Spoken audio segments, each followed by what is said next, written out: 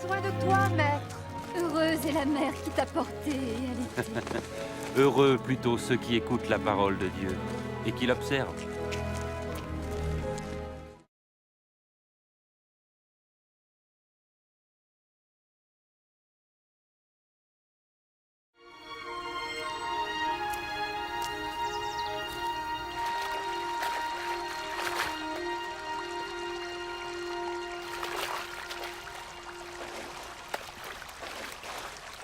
Apprends-nous à prier, comme Jean l'a appris à ses disciples.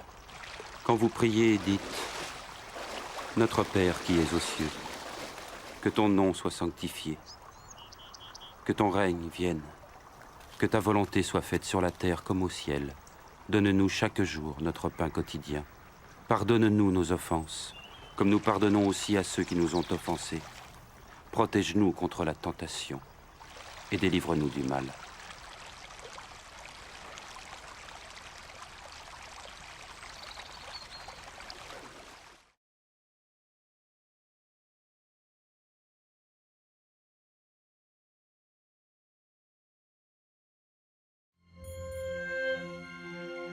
Dans les Saintes Écritures, Dieu déclare que le Messie viendrait pour être le sauveur du monde. La vie de Jésus prouve qu'il est bien celui dont les prophètes avaient parlé. Ésaïe a prophétisé que la Vierge deviendrait enceinte et qu'elle enfanterait un fils. Des siècles plus tard, la naissance de Jésus accomplissait cette prophétie.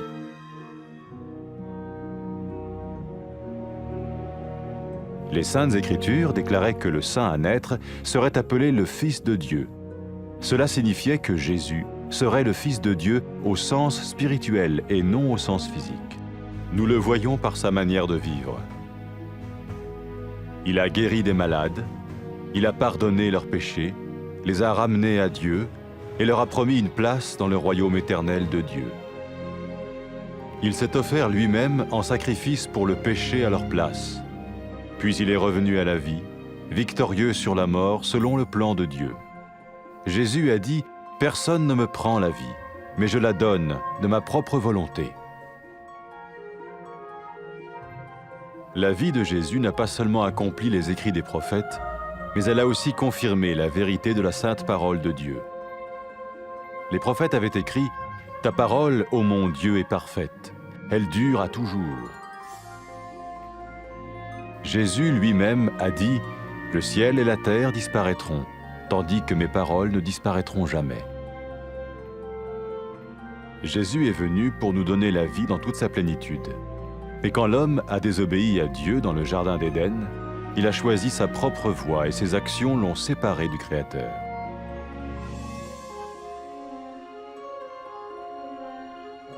Les Saintes Écritures déclarent que tous ont péché et que le salaire que paye le péché, c'est la mort. Il s'agit de la mort spirituelle, éternelle séparation d'avec Dieu. Mais tout comme Dieu a donné un bélier pour qu'il meure à la place du fils d'Abraham, ainsi il a envoyé Jésus, le Messie, mourir à notre place. Sa vie, sa mort et sa résurrection restaurent la relation entre Dieu et tous ceux qui mettent leur confiance en lui. Maintenant, non seulement Jésus pardonne les péchés de ceux qui le suivent, mais il les sauve aussi du jugement éternel de Dieu. Ils sont sûrs d'aller au paradis et de vivre avec lui pour toujours. C'est cette vie et cette liberté de la culpabilité et du pouvoir du péché que Jésus offre à chacun aujourd'hui. Cela ne veut pas dire suivre une religion, mais choisir d'avoir foi en Jésus qui dit « Je me tiens à la porte et je frappe. Si quelqu'un entend ma voix et ouvre la porte, j'entrerai chez lui. » Cela veut dire se tourner vers Dieu et croire que Jésus vient dans nos vies pardonner nos péchés et nous rendre tels qu'il veut que nous soyons. Il ne suffit pas d'approuver intellectuellement ce qu'il dit, ni de vivre une expérience émotionnelle. Nous le recevons par grâce, au moyen de la foi, par un acte de notre volonté. Lorsque quelqu'un est prêt à suivre Jésus le Messie, il peut lui parler par une simple prière. Peut-être êtes-vous prêt maintenant à ouvrir votre vie à Dieu. Si oui, vous pouvez vous joindre à la prière suivante, silencieusement. dans votre cœur. Seigneur Jésus, j'ai besoin de toi. Merci d'être mort sur la croix pour mes péchés.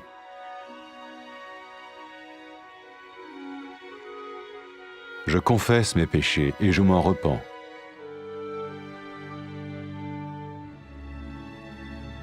Je t'ouvre la porte de ma vie et je te reçois comme mon Sauveur et Seigneur.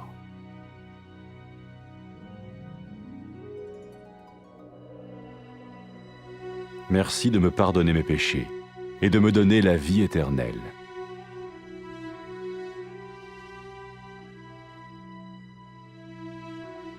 Fais de moi le genre de personne que tu veux que je sois. Maintenant que je deviens l'un de ceux qui te suivent. Amen.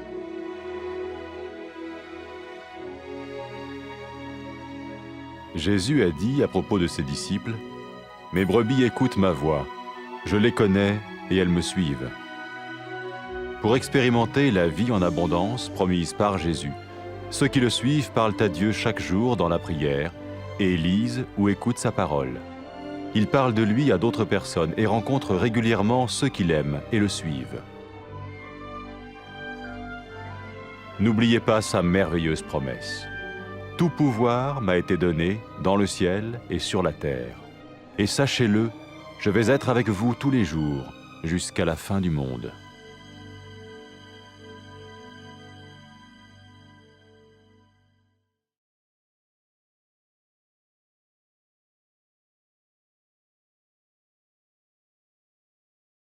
Безнең белән бул. Остазыбыз, сине тапкан ана бәхетледер. Allah sizin tınlauşılar, hemen ötevşiler, bəxtli.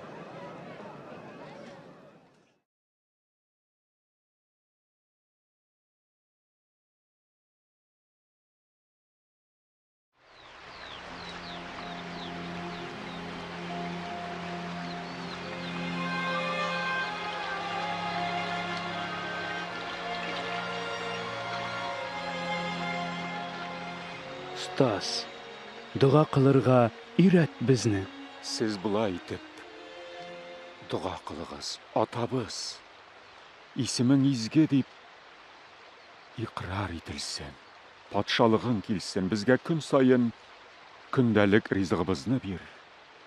Біз де яузларны кешірген кебек біздің гынахларыбызны кешір.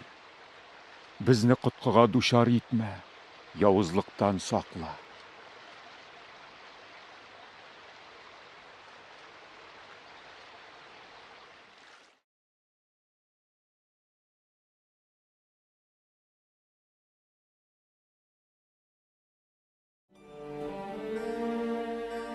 Аллаһы Тәгалә изге язмада кешелекне коткару өчен Мәсихнең җиргә киләчәген дөньяга белдерде.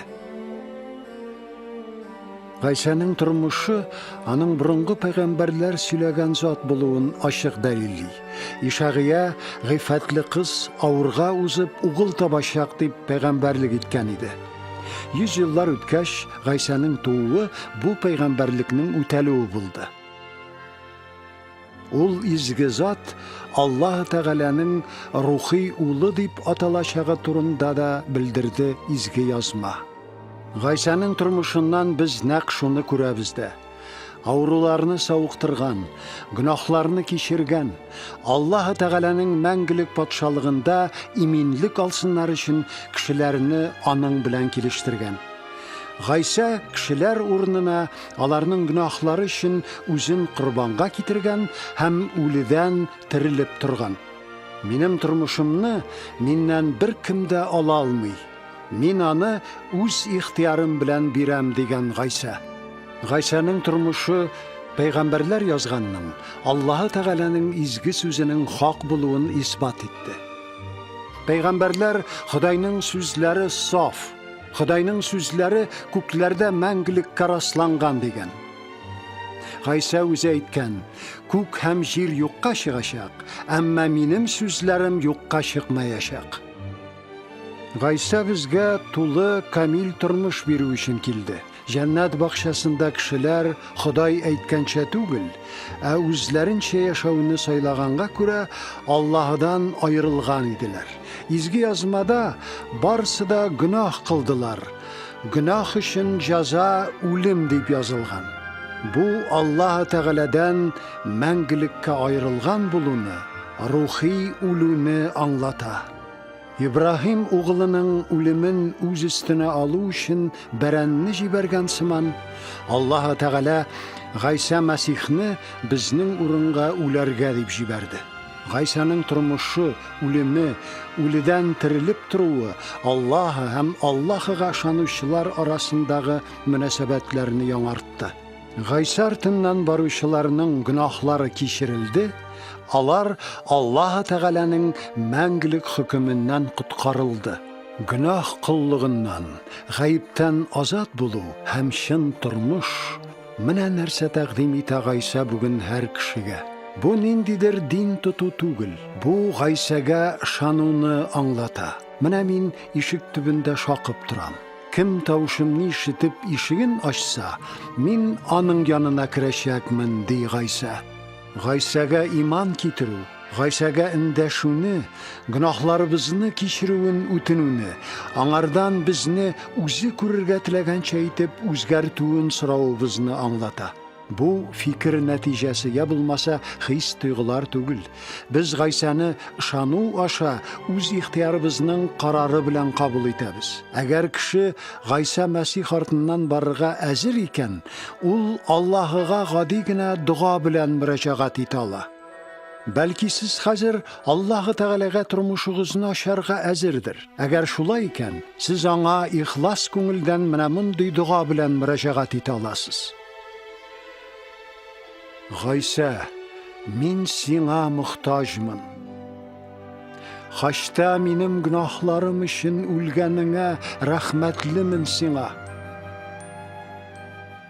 Гөнаһларымны таныйм, кичер мине. Мин сине коткаручым һәм тормышымның хуҗасы итеп чакырам.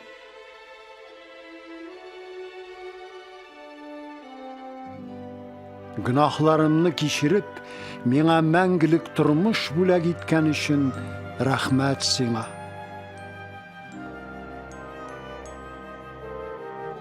Мине нинди кеше итеп күрергә телисең, шундый итеп үзгәрт. Чөнки хәзер мин синең артыңнан барачакмын.